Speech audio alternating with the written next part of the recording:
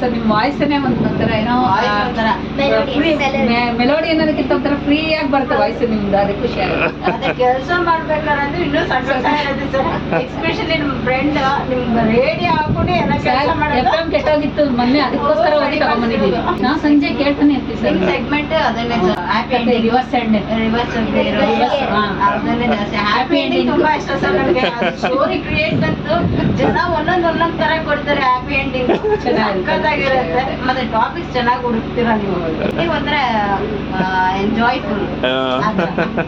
Evening flower pot ತರ ನಿಮ್ evening program ಸ್ವಲ್ಪ ಎಲ್ಲ ಜೋಶಾಗಿರ್ತಾರೆ. ಬರ್ತಾ ಇದ್ದೀರಾ, ಇದನ್ನ ಮುಗಿಸ್ಕೊಂಡು ಆಫೀಸ್ ಮುಗಿಸ್ಕೊಂಡು ಉತ್ಸವ ಅಂತ ಬರ್ತಾರೆ.